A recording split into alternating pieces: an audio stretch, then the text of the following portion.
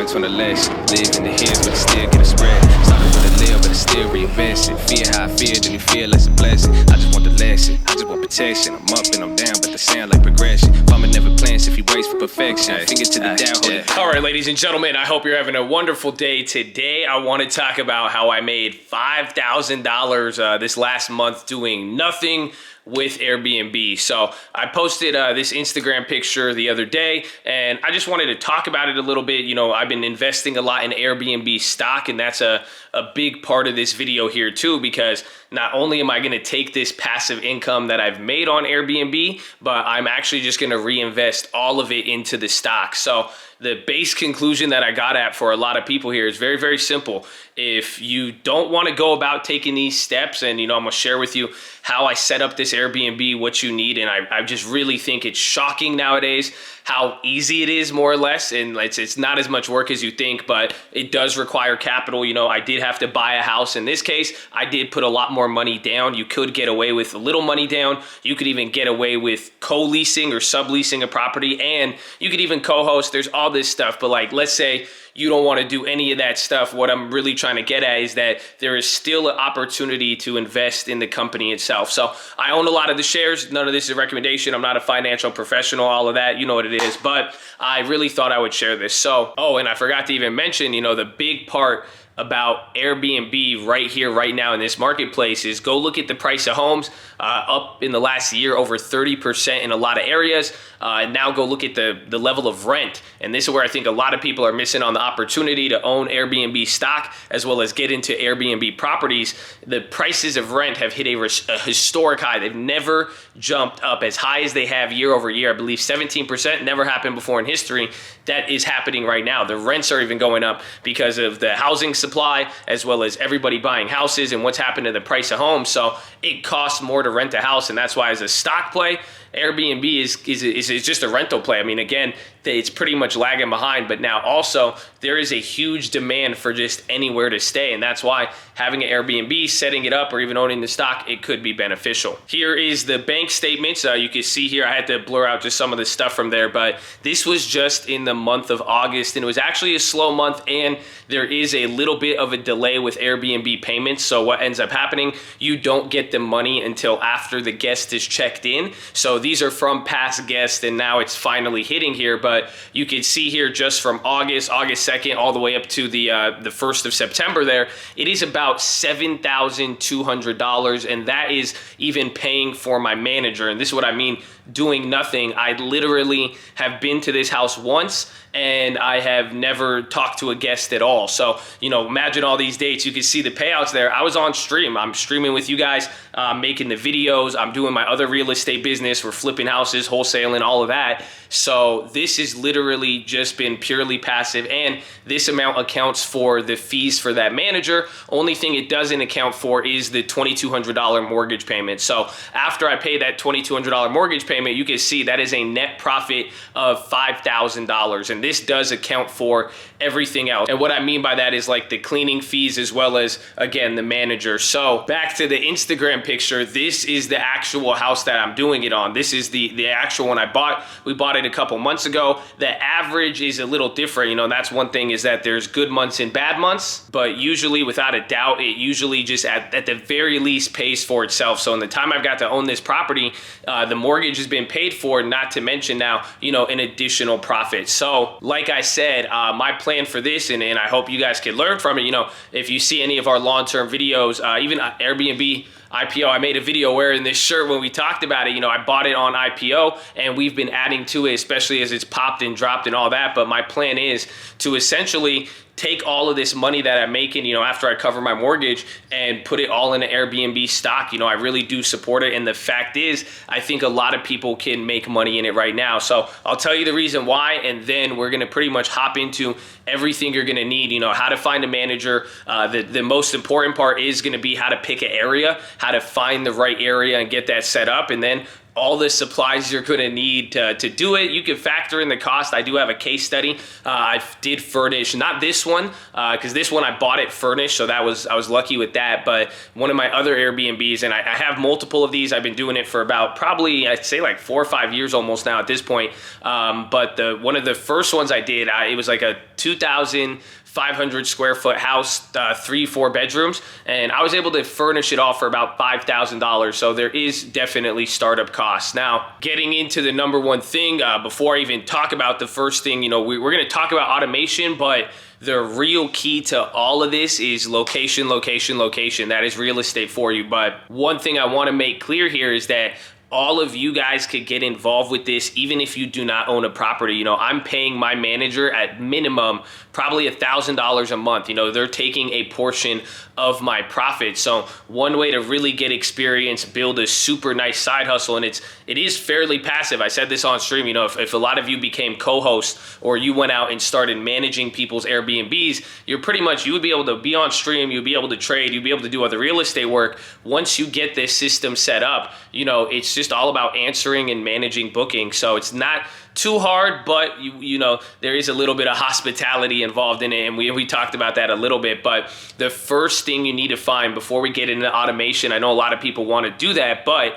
you need to find a good location. And why I say that is because you can Airbnb any house you want in any area. If you even go on Airbnb and enter in your house right now, it'll say you can make X amount per month. That is hypothetical. And what I have noticed though is that certain areas are really the best. The best way to look at it is like destinations, beaches, trails, hiking, snowboarding, activities like that, and kind of some of the nature and hipster places or trendy places that people have been going to, but those are the best places you want to be. You want to highlight on cities where they are travel destinations or where there's a lot of events. That's why I like Las Vegas at some point, even LA too, back before the pandemic, there would be a lot of events, but that really spurred a lot of activity there. But one thing I will mention, this is even a risk to the stock, and I'll share with you my Airbnb. I'm not going to tell you where it is on that one. You guys know how I am with my privacy, but for a big factor, what ends up happening is that when one area gets really, really good at Airbnb, eventually it starts to piss off people, and then there's going to be local restrictions. So that's what you want to really look into. LA has local restrictions. Thankfully, this place doesn't. But, I'm sure over the next few years, you're going to start getting requirements, and those will be hoops you need to jump through. But ultimately, I do think it is worth it. But I don't want to blow up a spot and make everybody kind of rush to it and go crazy. But one thing I have noticed about a lot of areas is, find a place where there's a reason that people want to travel and like to travel, but it's more or less a place where people would want to visit, but not necessarily live. And that is what creates the opportunity with these properties, in the sense that I only paid about $500,000 for that house that I showed you there. And that is pretty cheap comparatively to a lot of different properties. If you really think about it, that's why the mortgage is so low. And I did put $100,000 down on that. Now, we talked about this on stream. You could have got away with putting 5%, 3% down. The payment would be up by like $1,000 a month. But the idea that I'm trying to highlight here is that what you'll notice, if there is a high demand for travel and a low property value in that place, it might be a good place to be at. Again, like Joshua Tree, that's a good one. Palm Springs, it has blown up, and a part of it was with Airbnb. But at one point, people like to visit there. They like to go out there, but it's not necessarily a place where people want to live in, 100-degree, 200-degree, I don't know if it gets 200 degrees, extremely hot weather. Even then, like the cabins, like Tahoe, Big Bear, all of that, they're literally, it gets really cold and snowy. People want to visit there. They may like the nature, but they're not going to want to live there. And that's why the property values are cheap and there's still the high demand. So that's probably one of the biggest secrets you got to look into, is just finding a location and a place where people want to be. Even a downtown in a city, if you live in a popular city, LA, San Diego, Dallas, Houston, New York, anywhere of these places where people actually go to the city in certain areas for whatever the reason, I've noticed in my experience, that one property in LA that I had, it was a really expensive property and I did a lot, but I had a 1-bedroom in San Diego that I would Airbnb, and that one made more money than a multi-million-dollar house in Los Angeles. So why? Is because supply and demand really, and the cheaper bookings, a 1-bedroom, where people want to go just like in a prime location, that will get a lot of demand. And you're charging a pretty high minimum, and compare it to a local hotel, you become really, really competitive if your building allows it. That's one thing you got to look into if you do have a condo. So that is literally your first step right there. find a location, have it meet some of this criteria. Again, beaches, trails, hiking, camping, destination or river. There's certain things that people like, and go look where people are traveling. Even when you go and talk to people, if they say they're going on vacation, see where they're going. And there's different spots. You'll even find cool places on TikTok and on social media that you'll see people visiting and traveling to. I haven't looked into like Mount Zion in Utah, but I've seen a lot of people go there in the last year, and I've seen a lot of people talk about it. Utah is traditionally a little bit cheaper for property, so you can see how that starts to factor in. But if you want to make one successful, and again, this is going to be your front end work of being able to do nothing eventually, and that's going to be finding a good location. The next thing now is, how do you automate it? So this is probably a big portion for a lot of you, because some people are wondering, wait, well, how do you do this? Again, like I'm saying, go look at the dates from the payments. I'm talking to you guys live on stream. I am not doing anything with this property, and that is now getting a manager. So we'll talk about getting a manager, but even without the manager, I do want you to understand, how to make this automated. So the first thing, I tried this without it initially, and it became a nightmare. I even had somebody once, they booked the house and then they walked out during the middle of the night and they took the key. So that's probably your biggest thing, entry and exit. You could get that all automated. You get one of those little door locks, the ring, the keypad. It's a couple $100s. You set that up. So now, boom, you could change the code. Anytime you have a new guest, you give them the code. You don't have to worry about them losing their keys. They don't have to worry about them losing the key when they go out and travel. So it's a win-win. But that's the first thing you want to do. The next thing you're going to need to find is cleaners. So it's either your manager could provide this, or like I'm saying, if you want to be just a little bit ahead of the game and understand it, if you could find your own cleaners, you get a good price. You're going to need somebody who is going to be able to pretty much come at a moment's notice, pretty much like every other day, or at least once every 3 days, I would say. Most bookings are about 2 nights minimum, and then you're going to need to clean it out, and it needs to be done fast enough so for the next check-in, because sometimes you will get overlapping dates. So find a cleaner, find someone who could do it cheap. And now this is the next part about automation, is getting into a system to make it easier on the cleaners and to be able to kind of have a high turnover rate as people are coming in and out of the property. And one thing I'd like to do is buy, and this changed the game for me, honestly. It got me cheaper cleaning, and it made it faster and easier on everybody. And I never had the anxiety, or I didn't have to worry about one guest checking out and another one checking in and it not being ready. And that is by getting multiple pairs of sheets and towels.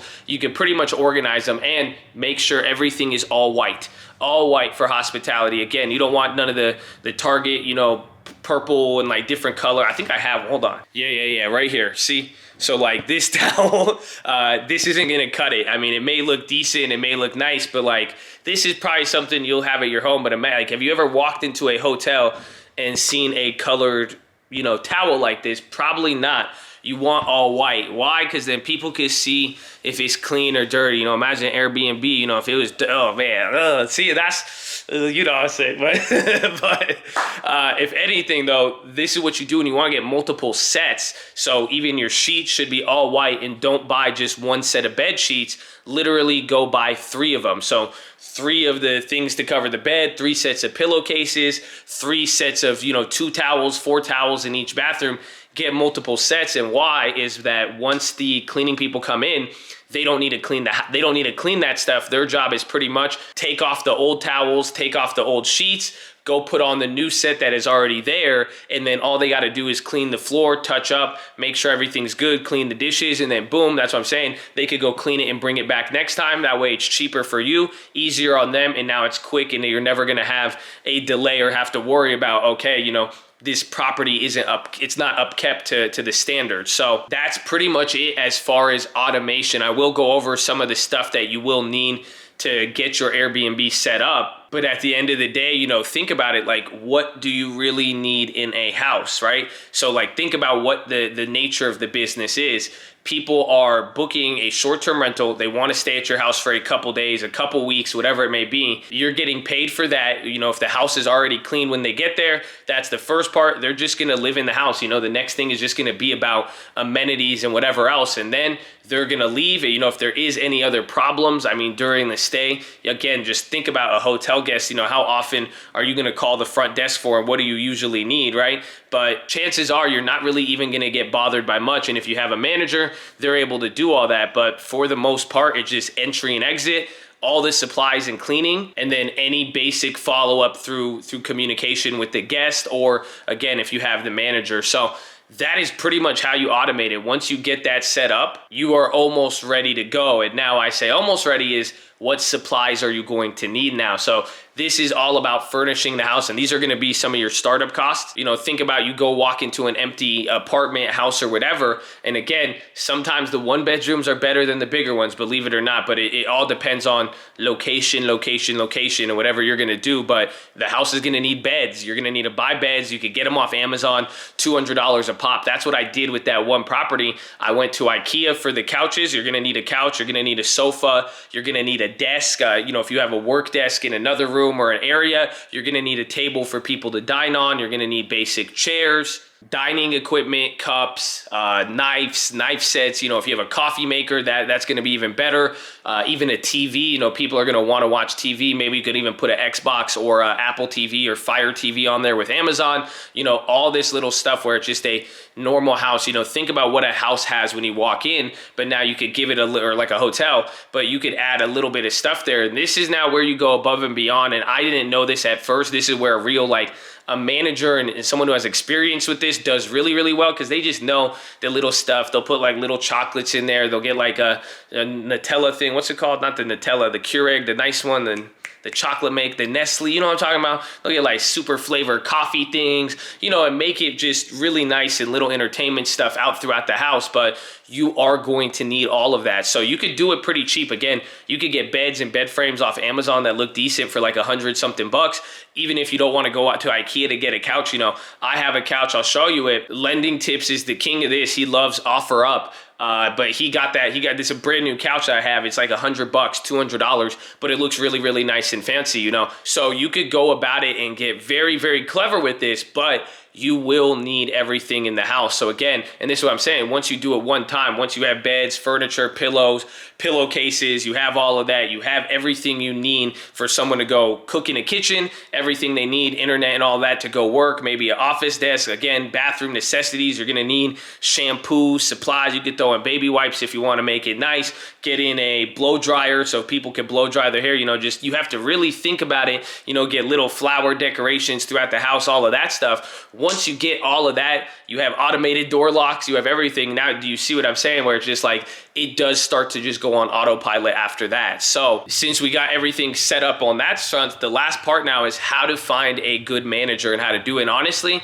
I'll be real with you, it's very difficult. Why do I say that? Because even the manager I have on this property, sometimes I get frustrated with it. Sometimes I see like the price is a little too low, or I'm like, okay, what's really going on with everything? Because how I just get the direct payments deposited, you do get a dashboard and you do get to see some, but there's a lot of stuff, I'm just a paranoid individual, but sometimes people are difficult to work with, or in general, just some people, you'd be like, well, what are they doing? You'd be like, I could do this, but you got to factor in the time commitment and all of that. But one of the best ways to find a host for it, if you already have a house, you want to get all this set up. And again, there's some people or even companies, they'll do all of this for you. So what I mean by that is that you don't even need to think about the beds, all of this. They'll literally, you provide them a property, they will come in, they'll bring in the iPads. Again, get a binder too. Get like a binder and a guest book. We have that at ours.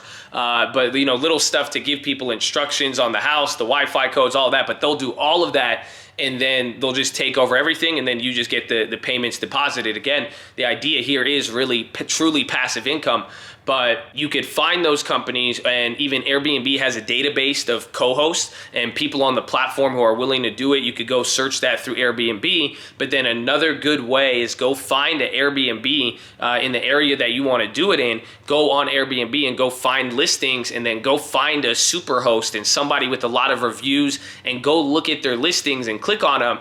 And if you see that they have multiple properties and like hundreds of reviews and just multiple properties everywhere, chances are they don't own all of them, and they're actually a company and they're one of these hosts, because that's how it looks sometimes on Airbnb. It could be just some lady, some guy, and he'll have all these reviews and all of these properties, but at the end of the day, he's just a company, but he's even leveraging his reviews and superhost status to, promote it and manage all these. So he is managing all of it, but that is probably one of the easiest ways to find a manager. You could even contact property rental companies, or you could give it a shot yourself for a little bit if you want to. But the main thing to get out of it is find somebody who has experience with it. That I can't stress it enough. That's what I'm saying. If you want to try it out at first, go ahead and, get used to it, and you'll see what it's like. I did my first ones, even myself, now I could sit here, make this video, talk to you about it, but this is, it took me, a couple years to kind of realize it. I liked what I saw. I saw what was worth it, what wasn't.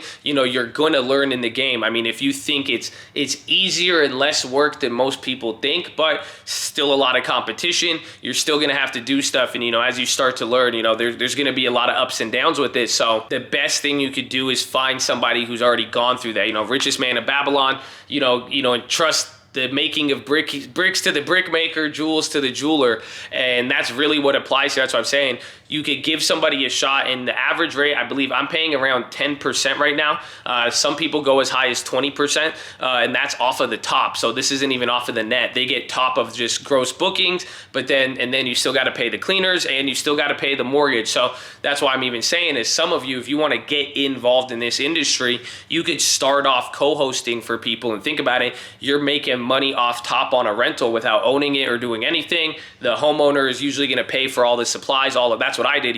My lady, she'll come in, she'll be like, we need a bunk bed, we need a coffee machine. She wanted to paint the cabinets to make it look more nice. You know what I'm saying? She'll give me a budget, or she'll tell me how much it's going to cost. I approve it, send her the money, but she's still taking a percentage. But point is, find somebody with experience. You're going to pay for it, but usually it's worth it. And that's something you'll get to see. You can see the area, and most people, before they even accept your property, if they are a real good Airbnb host. So again, if someone's just like, yeah, I'm going to charge you 20%, give me, let me manage it, and they don't really give you any estimates on how much you're going to make, don't ask them. See if they bring it up. You know what I'm saying? But most companies that I've dealt with, and most, successful hosts, what I've noticed is that they will all give an estimate. Some will even tell me, this property is not worth shit. It's not going to be able to generate revenue like you're thinking, or you're going to need to put a hot tub here. You're going to need to do this. And some of them have lofty ideas, and I don't think you always need to spend the money, but you should be able to get a base idea of how much you're going to make, and if it's really worth it to even have the manager. But like I'm saying, once you get a manager in place, or once you establish the automation yourself for the most part, I mean, think about it. You could go find someone to do the managing, but like I'm saying, don't underestimate experience in this space. So once you find somebody though, that is pretty much it. And as you can see, it's just all about location, setting up the basic, automation and what you're going to need. And again, a lot of it could be recycled, man. If you ever move around from location to location, if you have a TVs, you got desks, you could go on Facebook Marketplace. I offer, it's pretty easy to get some stuff. You can't end up spending a lot of money trying to furnish and get all this set up, but then, you can be very frugal about it and have something pretty decent. And one thing, depending on the quality of your property or your manager, be very upfront with your listing and what is going to be contained inside of it, so people could get a general idea and then price accordingly. And even now, to the final thing, somebody asked about the rental price versus the mortgage and how much I'm making on it and how much you should expect to make. And this is one thing too. If you guys do have any other questions, let me know, and I want to update you on this. So we will get into it. So any questions you have, please let me know if you made it this far. But what I've usually noticed when it comes down to it is that a decent Airbnb should be making you about 2 times the mortgage. So you can see in this case, my gross before the mortgage, I'm at $7,000 on that last month. But, even after cost and everything, I'm making $5,000. That is 100% of the mortgage. On a good Airbnb and good seasons, you'll probably do about 4 times the mortgage. And I think the cap rate on my property is about 7% if I looked at the average. Again, I'm using the average. So if I use last month, I'm at a 10% cap rate, netting $5,000 off a $500,000 investment. But I do like to be conservative with it. So I think it's probably at a 7 cap right now. So that means I'm making about 7% of the value yearly. But the one thing I like about it is that, it pays for itself. It's like a renter, but anytime, I could use this property whenever. And the best part is, hot seasons, I haven't even had my hot season. This is a cabin, so when it starts to snow, I'm going to be able to raise my price literally about 4 times the current nightly rate. I might even get $1,000 a night for that cabin.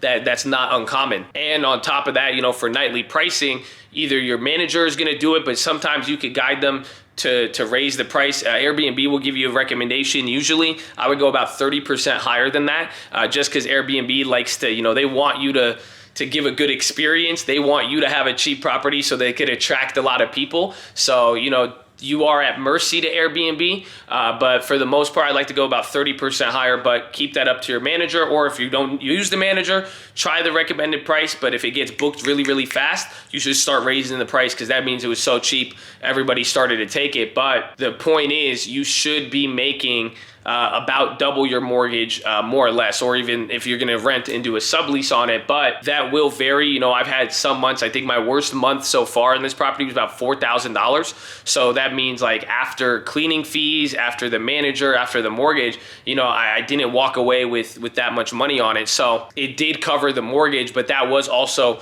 getting it started out. There was a couple of gaps, and again, it does really depend on the season and where your property is going to be at. So that's pretty much it. My battery's about to die, but let me know if you guys have any questions on this. I hope it helps, and like I'm saying, I plan to, and I'll document this with you guys, I'm gonna put all of the profits from this property into Airbnb. The fact that I can make money like this, it offers so much money to anybody. Like I'm saying, whether you own a property or not, you could get involved in this and you could start doing it. I like that as a company. I think Airbnb really offers a nice future, especially in areas where housing is limited, or even short-term housing. So I'm really excited about the opportunity. I'm really excited about what we do with this. If you guys are interested, I don't know, we could do a little Airbnb team at the very least. Camera died, but I just want you guys to have the knowledge and education to see what you could do with any of this stuff, offer some opportunities for passive income. But the battery's gonna die again. I just wanted to end it. I love y'all. Look at, that's the couch. $100. Look fancy as hell, bro. All right. I love y'all. God bless you. Have a wonderful weekend and enjoy the holiday. Be safe, baby.